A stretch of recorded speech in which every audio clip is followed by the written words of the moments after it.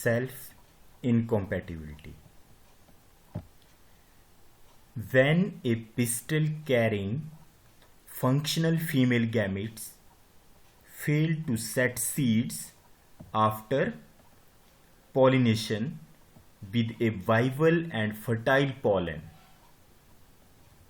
मतलब आपके पास एक पॉलन है, एक पिस्टल है, दोनों की आप इंटरेक्शन करवाते हैं, पॉलिनेशन करवाते हैं, दोनों ही क्या है, वाइबल, लेकिन फिर भी उनके बीच में जो है आफ्टर पॉलिनेशन कोई फर्टिलाइजेशन या कोई फ्रूट सेटिंग नहीं होती,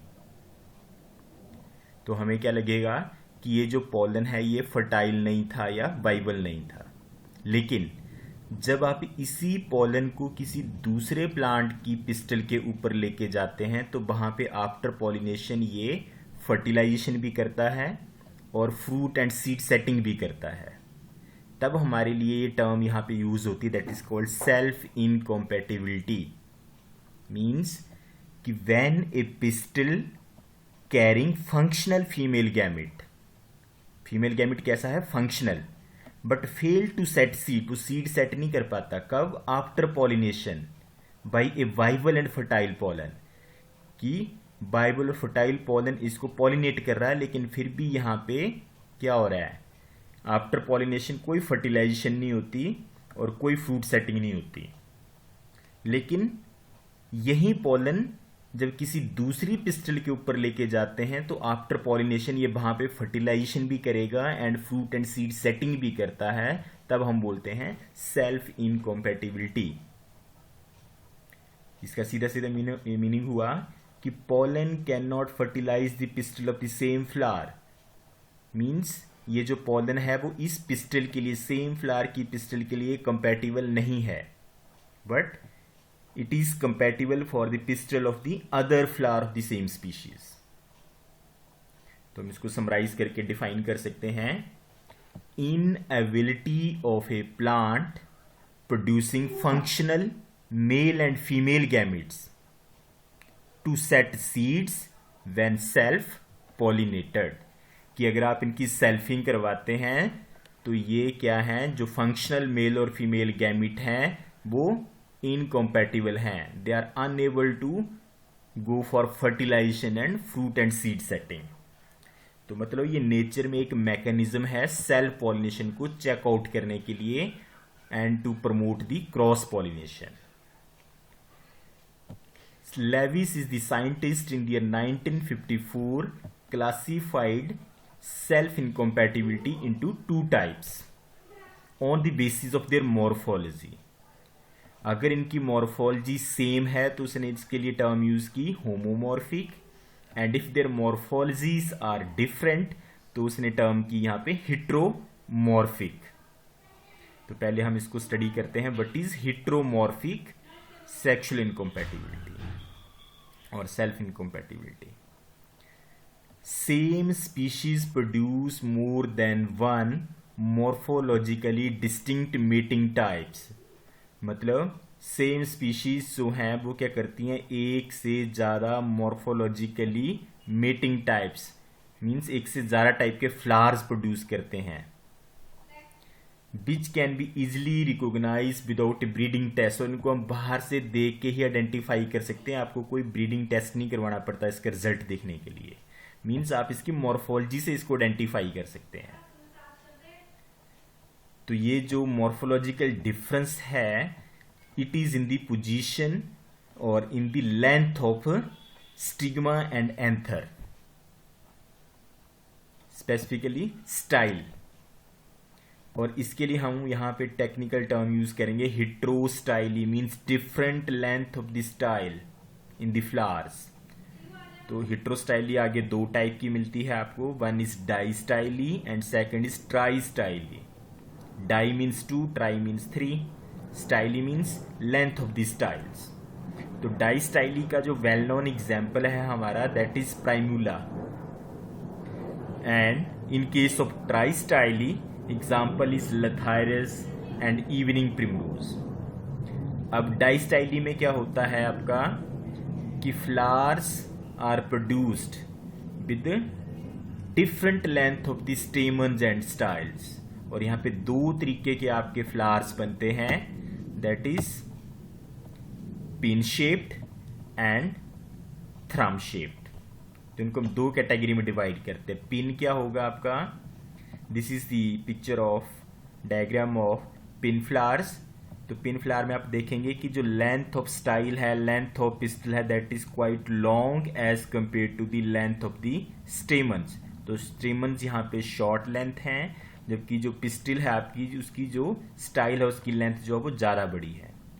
तो अब जब यहाँ पे स्टेमन के अंदर पॉलन्स बनेंगे तो ये पॉलन यहाँ से जंप करके ऊपर जाके पॉलिनेशन नहीं कर पाएंगे, राइट। तो यहाँ पे जो चांसेस ऑफ पॉलिनेशन है बहुत कम और रेयर हैं, या इवन होगा ही नहीं, क्योंकि नेचर चाहती है कि क्रॉस पॉलिनेशन हो। और जो सेकंड टाइप के फ्लावर्स हैं, दैट इज योर थ्रम शेप्ड। यहाँ पे जस्ट पिन का ऑपोजिट है। यहाँ पे जो स्टेमन्स हैं they are long stamens, long filaments वाले हैं, जबकि जो पिस्टल या स्टाइल की लेंथ है यहाँ पे बहुत छोटी है। तो यहाँ पे ये वाले पॉलन जो है इनका स्ट्रक्चर इस तरीके से बना होगा कि इनके पॉलन्स यहाँ पे लैंड नहीं कर पाएंगे, very rarely they can land, और कर भी जाएंगे लैंड तो क्या होगा, इनमें वो आगे फर्टिलाइजेशन नहीं कर पाएंगे, राइट। तो यहाँ पे डाइस्टाइली में दो टाइप के फ्लावर्स थे, पिन एंड थ्रम, जहाँ पे जो पिस्टल्स की लेंथ है वो लॉन्ग हो जाएगी स्टाइल्स में, यहाँ पे आपकी जो है वो स्मॉल होगी जो लेंथ है। और सेकंड केस होता है आपका ट्राइस्टाइली, यहाँ पे आपका क्या है, तीन टाइप के फ्लावर्स बनेंगे with short, medium and long style lengths. तो यहाँ पे जो डाइस्टाइली थी इसमें इनकॉम्पैटिबिलिटी reaction is controlled by a gene which is represented by small s or maybe with capital S, and they are having two alleles. Alleles means alternative form of a gene. तो यहाँ पे दे दोनों s small भी हो सकते हैं, right, और one s capital या वन स्मॉल भी हो सकता है किसी कैरेक्टर को रिप्रेजेंट करने के लिए। और ट्राइस्टाइली में क्या है डिफरेंस है, यहाँ से they are controlled by two genes with two alleles each. यहाँ पे सिंगल जीन कैरेक्टर को कंट्रोल कर रहे हैं, यहाँ पे टू जीन्स होती हैं वो कैरेक्टर को कंट्रोल करती हैं। Now some other features of heteromorphic incompatibility. Incompatibility reaction is controlled sporophytically. Sporophytically means जो प्लांट्स की जीन होंगी वो इसको कंट्रोल करेंगी। Next, growth of incompatible pollen tube is inhibited in this style. मतलब अगर इस प्लांट के पॉलन, पिन फ्लावर जो है आपका, इसके पॉलन पिन वाली स्टाइल के ऊपर अगर किसी तरीके से लैंड भी कर जाएंगे तो ये पॉलन या तो पॉलन ट्यूब नहीं बनाएंगे। अगर ये पॉलन ट्यूब बनाने भी लगते हैं तो पॉलन ट्यूब्स होती है वो स्टाइल को आगे पेनिट्रेट नहीं कर पाती, यहीं पे वो रिजेक्ट हो जाती है, उनकी ग्रोथ इनहिबिट हो जाती है। Next, dominance between alleles of the incompatibility genes is expressed both in pollen and style। अब ये जो डोमिनेंस या जो रिसेसिवनेस का कैरेक्टर है इनकॉम्पैटिबल जीन्स के लिए वो दोनों में ही एक्सप्रेस होता है, पॉलन्स में भी as well as in the style. हालांकि हम आगे पढ़ेंगे इनका बिहेवियर डिफरेंट होगा, पॉलन्स में कुछ अलग तरीके से कंट्रोल होगा और स्टाइल्स में वो अलग तरीके से कंट्रोल होगा। तो जो आपने डाइस्टाइली में एग्जाम्पल पढ़ा प्राइमुला, इसमें दो टाइप के फ्लावर थे, पिन एंड थ्रम। पिन किसको बोला था, long style and short stamens. Thrum इसका ऑपोजिट हो गया, यहाँ पे short styles but long stamens. लेकिन ये मॉर्फोलॉजिकली इस तरीके से इनका स्ट्रक्चर डिजाइन किया नेचर ने, ये सेल्फिंग को फेवर नहीं करता। देन कैरेक्टर इज कंट्रोल्ड और governed by single gene S. अगर आपके पास दोनों जीन स्मॉल हैं, रिसेसिव हैं, तो जो प्लांट पॉलन बुलाएगा दैट इज पिन फ्लावर्ड। और अगर आपकी एक जीन एस कैपिटल हो, एक स्मॉल हो, मीन्स वो हाइब्रिड फॉर्म के अंदर होंगे, हेटेरोजाइगस फॉर्म के अंदर होंगे, then the plant will produce the thrum flowers. और जो कैपिटल एस जीन है आपकी, it is dominating over the small S gene. ये इनका जेनेटिक्स के अंदर जीन बिहेवियर है। Then Last point is incompatibility reaction of pollen is controlled by genotype of the plant producing them. तो यहाँ पे मैंने पीछे पॉइंट पढ़ा था कि जो कैरेक्टर है इनकॉम्पैटिबिलिटी, जो जीन है, इनको दोनों ही एक्सप्रेस करते हैं, पोलन भी और स्टाइल भी, हालांकि बिहेवियर डिफरेंट है। तो पोलन की बात हो रही है यहाँ पे। पोलन के केस में क्या हो रहा है आपका कि पोलन के केस में जो जीन्स हैं they are controlled by the genotype of the plant on which that pollen is produced. तो अब आपके पास समराइज होके आता है कि अगर आप पिन फ्लावर का क्रॉस पिन के साथ ही करते हैं तो पिन के केस में जो जीनोटाइप्स होंगे दैट इज स्मॉल एस, अगर इसका क्रॉस आप स्मॉल एस के साथ करेंगे तो यहाँ पे कोई फर्टिलाइजेशन नहीं होगी because they are incompatible for mating. Same way thrum का क्रॉस थ्रम के साथ करते हो मीन्स दोनों आप कैपिटल एस स्मॉल एस का क्रॉस आपस में करेंगे तो यहां भी सेम सिचुएशन रहेगी, means it is also incompatible for mating. सिर्फ हमारी जो कंपैटिबिलिटी है वो इस कॉम्बिनेशन में होगी अगर आप जो है वो पिन फ्लावर का क्रॉस किसके साथ करते हो, थ्रम के साथ। तो यहाँ पे जो जीन्स हैं वो स्मॉल एस एस और यहाँ पे जो जीन है वो capital S small S. Only in this combination it is compatible. तो लास्ट में हम समराइज करते हैं कि heteromorphic sporophytic system of incompatibility में क्या क्या था।